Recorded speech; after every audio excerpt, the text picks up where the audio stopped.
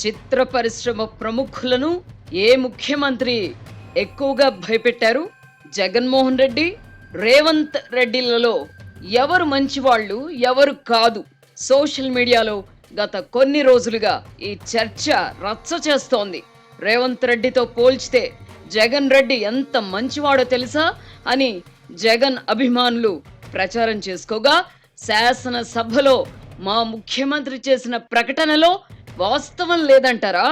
Cinema వాళ్ళకి ఎందుకంత బలుపు అని కాంగ్రెస్ పార్టీకి చెందిన ఎమ్మెల్యేలు తెలంగాణ వాదులమని చెప్పుకునే వాళ్ళు విరుచుకుపడ్డారు. దీంతో సంధ్యా థియేటర్ దగ్గర జరిగిన తొక్కిసలాటలో రేవతి అనే మహిళ మృతి చెందిన ఘటన పక్కకు పోయి ఆంధ్ర తెలంగాణ వివాదం తెర మీదకొచ్చింది. గోటితో పోయే వివాదం గొడ్డలి దాకా వచ్చింది. ఫలితంగా చిత్ర పరిశ్రమ ప్రముఖులు వణికిపోయారు. ఆంధ్రప్రదేశ్ ముఖ్యమంత్రిగా జగన్మోహన్ రెడ్డి ఉన్నప్పుడు ఆయనకు చిత్ర పరిశ్రమపై కోపం వచ్చింది. సినిమాల ప్రదర్శనపై ఆంక్షలు విధించడం ద్వారా బడా బడా స్టార్లు తన వద్దకు దేకుతూ వచ్చి సాగిలపడేలా చేసుకున్నారు. ఇప్పుడు పుష్ప 2 సినిమా విడుదల సందర్భంగా జరిగిన సంఘటనతో తెలంగాణ ముఖ్యమంత్రి రేవంత్ రెడ్డి కూడా చిత్ర పరిశ్రమను గడగడలాడించారు. అయితే జగన్మోహన్ రెడ్డి వలె రేవంత్ రెడ్డి మొరటుగా వ్యవహరించకుండా సంధ్యా థియేటర్ ఘటనను చట్టపరంగా తనకు అనుకూలంగా మార్చుకున్నారు. తన చర్యలు, ప్రకటనల ద్వారా చిత్ర పరిశ్రమను దారిలోకి తెచ్చుకోవడంతో పాటు తెలంగాణ ప్రజల దృష్టిలో తానే నిజమైన స్టార్నని రుజువు చేసుకున్నారు. అల్లు అర్జున్ వ్యవహారంలో ముఖ్యమంత్రి రేవంత్ రెడ్డి చర్యలను దాదాపు 70% మంది ప్రజలు సమర్థిస్తున్నట్టు సమాచారం. టీ కప్పులో తుపాను వంటి ఒక సమస్య ఇంత రచ్చకు దారితీయడం వెనక కారణమేమిటి? ముఖ్యమంత్రి రేవంత్ రెడ్డికి అంత కోపం ఎందుకు వచ్చింది అనే విషయం ఇప్పుడు చూద్దాం.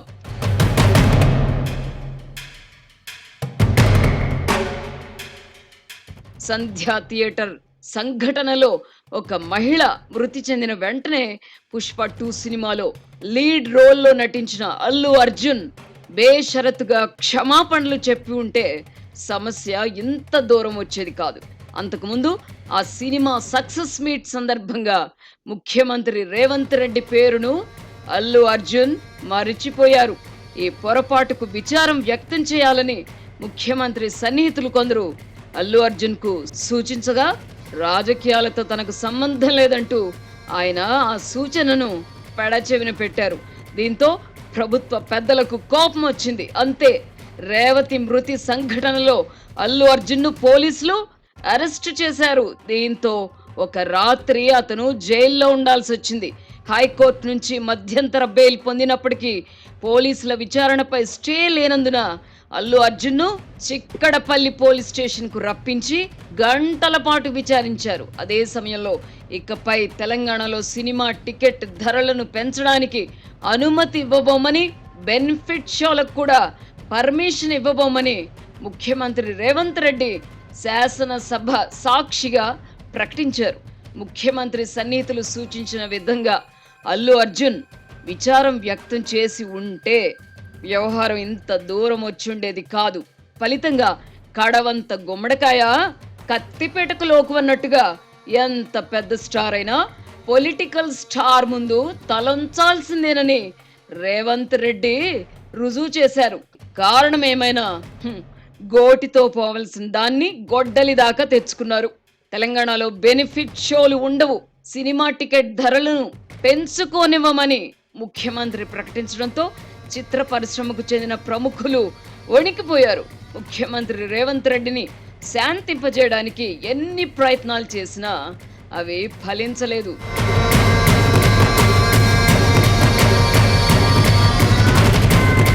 ఇంతకు బెనిఫిట్ షోలు, పెద్ద సినిమాల విడుదల సందర్భంగా టికెట్ల ధరలు పెంచుకోవడం అనే సంస్కృతి ఎందుకు వచ్చింది? దాన్ని ఎవరు తీసుకొచ్చారు? గతంలో బెనిఫిట్ షోలను ప్రకృతి వైపరీత్యాలు వచ్చినప్పుడు బాధితుల సహాయార్థం ప్రదర్శించేవారు. ఇప్పుడు సినిమాలపై పెట్టిన పెట్టుబడిని త్వరితగతిన రాబట్టుకోవడానికి ప్రత్యేక షోలు వేస్తున్నారు. చిత్ర పరిశ్రమలో ఇటీవలి కాలంలో అనేక పెడధోరణులు ప్రవేశించాయి. సినిమా నిర్మాణ వ్యయం అదుపు తప్పింది. పాన్ ఇండియా సంస్కృతి వచ్చింది. ప్రాంతీయ భాషా చిత్రాల్లో నటించే వారిని పాన్ ఇండియా స్టార్లుగా ప్రచారం చేయడం మొదలైంది. ఒక సినిమా పూర్తి కావడానికి 1000 కోట్లకు పైగా ఖర్చు చేస్తున్నారు. దీంతో పెద్ద సినిమాలు, చిన్న సినిమాలు అనే విభజన జరిగింది. భారీగా ఖర్చు పెట్టి గ్రాఫిక్స్, మాయాజాలంతో నటన, కథతో సంబంధం లేని సినిమాలను పెద్ద సినిమాలుగా ప్రచారం చేసుకుంటున్నారు. సృజనాత్మకత స్థానంలో గ్రాఫిక్స్ వచ్చి చేరాయి. మలయాళ చిత్ర పరిశ్రమనే తీసుకుందాం. తక్కువ బడ్జెట్తో అద్భుతమైన కథలను తెరకెక్కిస్తున్నారు. ఊరు పేరు తెలియని నటులతో సినిమాలు తీసి ప్రేక్షకాదరణ పొందుతున్నారు. భాష తెలియకపోయినా తెలుగు వాళ్ళు కూడా మలయాళ సినిమాలను చూసి ఆనందిస్తున్నారు. తెలుగులో బాహుబలి, ట్రిపుల్ ఆర్, పుష్ప వంటి సినిమాలతో అతి భారీ బడ్జెట్ సినిమాలు తీశారు. ఈ సినిమాలకు ఇతర భాషలలో కూడా ఆదరణ లభించడంతో తెలుగు సినిమా ఖ్యాతి జాతీయ, అంతర్జాతీయ స్థాయికి చేరిందని గొప్పలు చెప్పుకున్నారు. ఉదాహరణకు పుష్ప 2 సినిమాకు 1350 కోట్లు ఖర్చు చేశారని ప్రచారం జరిగింది. ఇందులో సింహ భాగం ఆ సినిమాలో లీడ్ రోల్ పోషించిన అల్లు అర్జున్, దర్శకుడు సుకుమార్ పారితోషికంగా తీసుకున్నారు. అల్లు అర్జున్ కు 350 కోట్లు, సుకుమార్ కు 150 కోట్లు చెల్లించినట్లు వార్తలు వచ్చాయి. మన దేశంలో ఇప్పటి వరకు అత్యధిక పారితోషికం తీసుకున్న నటుడిగా అల్లు అర్జున్ రికార్డులకెక్కారు. నటులకు, దర్శకులకు 100 కోట్ల పారితోషికం చెల్లించడం తెలుగు చిత్ర పరిశ్రమలోనే జరుగుతోంది. దీంతో తెలుగు చిత్ర పరిశ్రమపై ప్రజలలో సానుకూల అభిప్రాయం స్థానే నెగిటివ్ భావన ఏర్పడింది. ఇంత భారీ బడ్జెట్ సినిమాలు అవసరమా అనే చర్చ మొదలైంది. ఒక సినిమా నిర్మాణానికి 2-3 ఏళ్ల సమయం కూడా తీసుకుంటున్నారు. ఫలానా హీరోకు అన్ని 100 కోట్లు, ఇన్ని 100 కోట్లు చెల్లించారన్న వార్తలు వస్తూ ఉండడంతో ప్రజల్లో సహజంగానే తెలియని అసూయ ఏర్పడుతోంది. వెరసి చిత్ర పరిశ్రమ పట్ల ఇప్పుడు ఎవరికీ సానుభూతి లేకుండా పోయింది. భారీ బడ్జెట్ సినిమాల పేరిట ప్రేక్షకులను దోచుకుంటున్నారన్న అభిప్రాయం క్రమంగా ప్రజల్లో ఏర్పడింది. పేరు గొప్ప, ఊరు దెబ్బ అన్నట్టుగా పెట్టుబడులతో పోల్చితే లాభాలు అందుకు తగినట్టుగా ఉండని సందర్భాలే అధికంగా ఉంటున్నాయి. బాహుబలి సినిమా నిర్మాతలకు, కొనుగోలుదారులకు అసలు లాభాలు వచ్చాయో లేదో తెలియని పరిస్థితి. భారీ బడ్జెట్తో తీస్తున్న తెలుగు సినిమాలతో పోల్చితే స్వల్ప బడ్జెట్తో మలయాళంలో నిర్మిస్తున్న చిత్రాలకే అనేక రెట్ల లాభాలు వస్తున్నాయని గణాంకాలు చెప్తున్నాయి. సందేశాత్మక చిత్రాలు అనేవి తెలుగులో దాదాపు కనుమరుగయ్యాయి. కథా బలంతో పాటు నటనకు ఆస్కారం ఉన్న మలయాళ చిత్రాలను తెలుగు వాళ్ళు కూడా ఆదరిస్తున్నప్పుడు మనం కూడా ఆ దిశగా ప్రయత్నం చేద్దామన్న ఆలోచన మన వాళ్ళకు రావడం లేదు. పుష్ప చిత్రంలో అల్లు అర్జున్ పోషించిన పుష్పరాజ్ పాత్ర ఎర్రచందనం స్మగ్లర్ను కథానాయకుడిగా చూపించడం ఏమిటి అని ప్రముఖ అవధాని గరికపాటి నరసింహారావు ప్రశ్నించగా, పోలీస్ అధికారిని దుస్తులు విప్పించి నగ్నంగా నడిపించిన పాత్ర పోషించిన వారికి జాతీయ పురస్కారం ఇవ్వడం ఏంటి అని తెలంగాణ మంత్రి సీతక్క ప్రశ్నించారు. ఈ ప్రశ్నలలో హేతుబద్ధత లేకపోలేదు. గతంలో కథానాయకుడి పాత్ర పోషించిన వారు చెడుపై పోరాటం చేసేవారు. ఇప్పుడు కథానాయకుడే విలన్ లక్షణాలు పుడికి పుచ్చుకుంటున్నారు. దీని ప్రభావం సమాజంపై కూడా పడుతోంది. ఒకప్పుడు చెడు వ్యసనాలున్న మగపిల్లలను ఆడపిల్లలు ఇష్టపడేవారు కారు. ఇప్పుడు ఏ వ్యసనం కూడా లేని వాడిని పప్పుగాడు అని ఆడపిల్లలు ముద్దుగా పిలుచుకుంటున్నారు. సమాజం పోకడలనే తాము సినిమాలలో వాడుకుంటున్నామని చిత్ర పరిశ్రమకు చెందిన వాళ్ళు అంటుండగా, సినిమాల ప్రభావంతోనే యువత చెడిపోతోందన్న వాదన అవతలి పక్షం నుంచి వస్తోంది.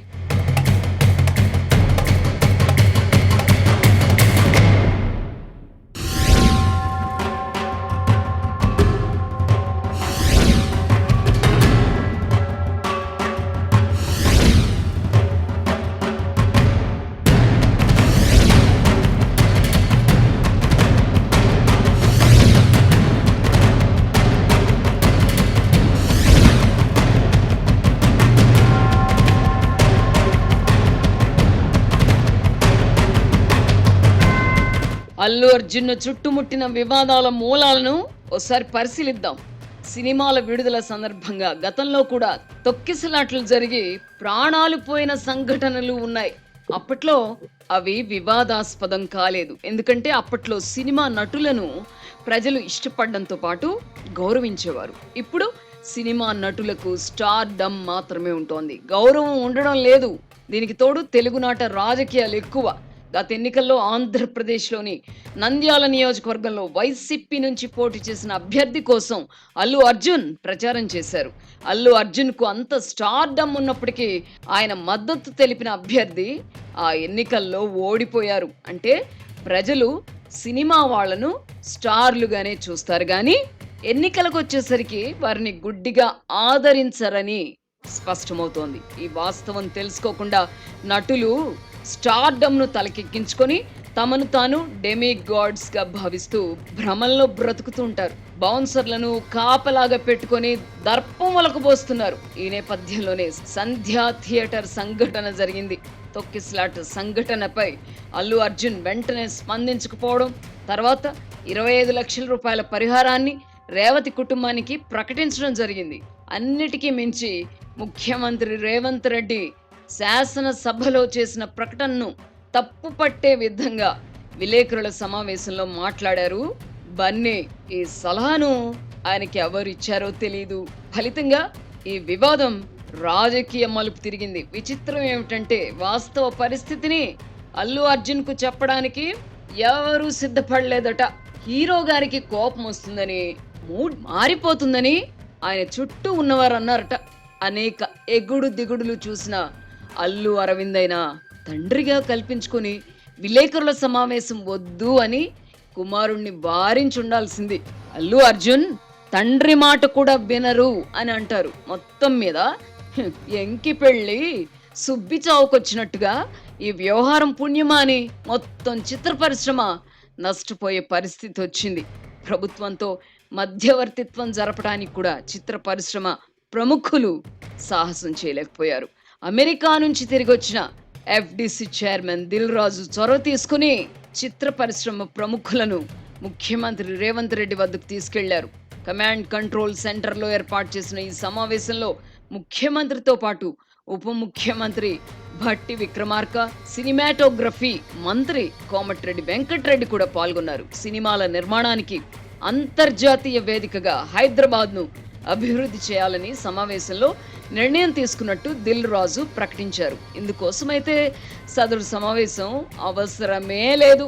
అంటే తమ మనసులోని కోర్కెలను ముఖ్యమంత్రి ముందు చెప్పుకోవడానికి కూడా చిత్ర పరిశ్రమ పెద్దలు సాహసం చేయలేకపోయారు.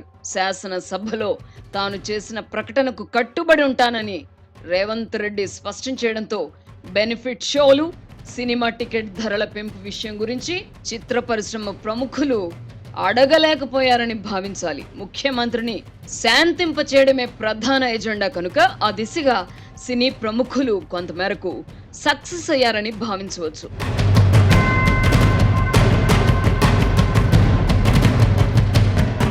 అయితే ముఖ్యమంత్రి రేవంత్ రెడ్డి ఏమాత్రం మొహమాట పడకుండా సినిమా వాళ్లకు షరతులు విధించారు. ప్రభుత్వ సహకారం కావాలంటే మాదక ద్రవ్యాలను అరికట్టడంలో, టూరిజం ప్రమోషన్కు సినీ ప్రముఖులు స్వచ్ఛందంగా ముందుకొచ్చి ప్రచారం చేయాలని ఖరాఖండిగా చెప్పారు. దీంతో తానేమిటో రేవంత్ రెడ్డి రుజువు చేసుకున్నారు. ముఖ్యమంత్రిని శాంతింపజేయడానికి సినిమా ప్రముఖులు శాలువాలు కప్పి బొకేలు ఇవ్వడంలో పోటీ పడ్డారు.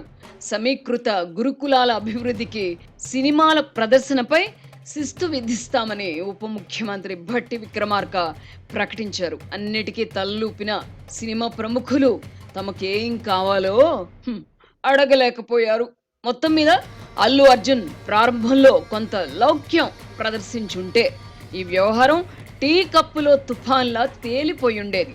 తెలుగు స్టార్లు, ఆ మాటకొస్తే ఏ భాషకు చెందిన స్టార్లైనా పులులు సింహాలు కారని, రాజకీయ అధికారానికి తల వంచకపోతే తిప్పలు తప్పవని ఈ వ్యవహారంతో మరోమారు స్పష్టమైంది. అయితే ఈ సందర్భంగా కాంగ్రెస్ పార్టీకి చెందిన ఒకరిద్దరు ఎమ్మెల్యేలతో పాటు ప్రొఫెసర్ గాలి వినోద్ కుమార్ వంటి వాళ్ళు కొన్ని అనుచిత వ్యాఖ్యలు చేశారు. తెలంగాణ సెంటిమెంట్ను రగిలించే ప్రయత్నం చేశారు.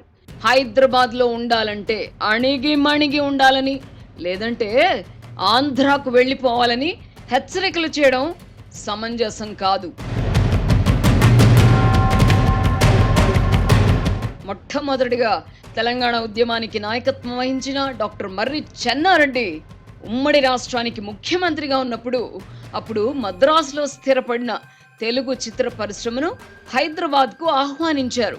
అక్కినేని నాగేశ్వరరావు, డి రామానాయుడు, కృష్ణ వంటి వాళ్లకు స్టూడియోల నిర్మాణాలకు భూములు కేటాయించారు. సినిమా ప్రముఖుల నివాసాల కోసం ప్రస్తుత ఫిలిం నగర్లోని స్థలాలు కూడా ఆయనే కేటాయించారు. చెన్నారెడ్డితో పాటు ఆ తర్వాత ముఖ్యమంత్రుల కృషి కారణంగా చిత్ర పరిశ్రమ హైదరాబాద్కు తరలి వచ్చింది.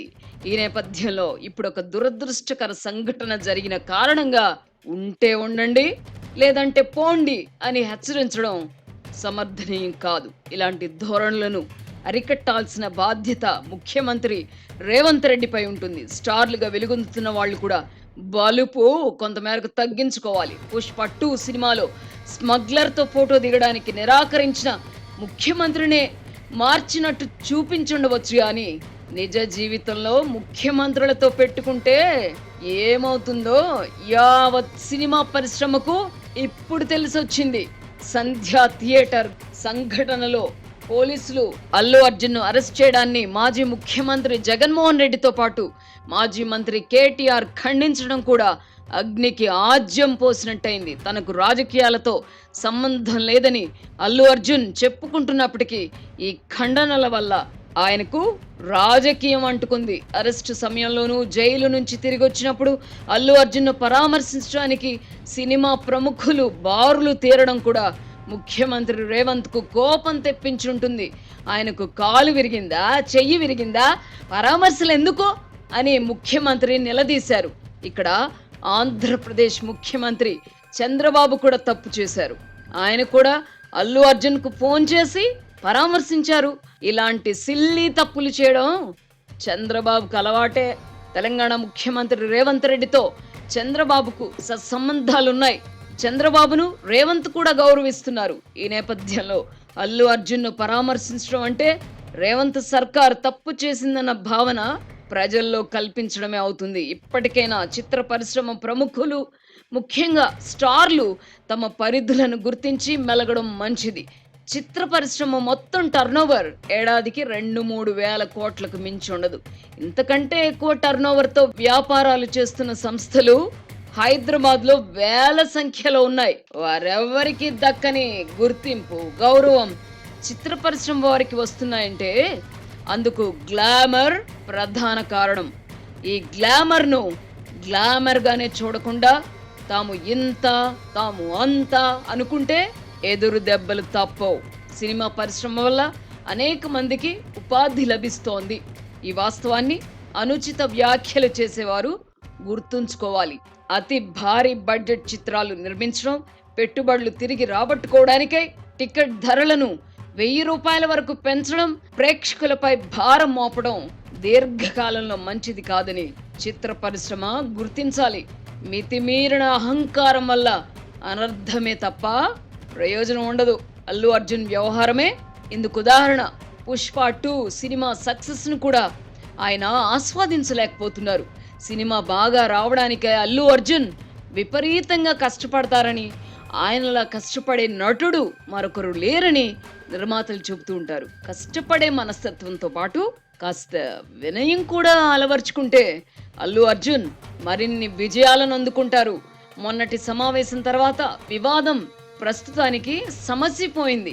ముఖ్యమంత్రి చెబుతున్నట్టుగా మునుముందు ఇటువంటి దురదృష్టకర ఘటనలు జరగకుండా జాగ్రత్తలు తీసుకోవాల్సిన బాధ్యత చిత్ర పరిశ్రమ పైనే ఉంటుంది. ప్రేక్షకుల్లో నటులపై ఉండే క్రేజ్ ను సినిమా ప్రమోషన్లకు ఉపయోగించుకునే విధానానికి చిత్ర పరిశ్రమ ఇకనైనా స్వస్తి చెప్పాలి. సినిమా విడుదల సందర్భంగా మొదటి రోజు మొదటి ఆటను ప్రేక్షకులతో కలిసి కూర్చొని థియేటర్లలో చూసే విధానానికి స్టార్లు కూడా దూరంగా ఉండాలి. ఏ సినిమాకైనా మొదటి ఆటలో ఆ హీరో అభిమానులు అధికంగా వస్తారు. అలాంటప్పుడు వారి మధ్యకు వెళ్ళి సినిమా చూస్తే తొక్కిసలాట జరగకుండా ఉంటుందా? మొత్తం మీద అదంతా నీ వల్లే అనే నిందను బన్నీ భరించాల్సి వస్తోంది. ఇతర స్టార్లు భవిష్యత్తులో ఇలాంటి దుస్థితి తమ దాకా రాకుండా జాగ్రత్తలు తీసుకుంటారని ఆశిద్దాం.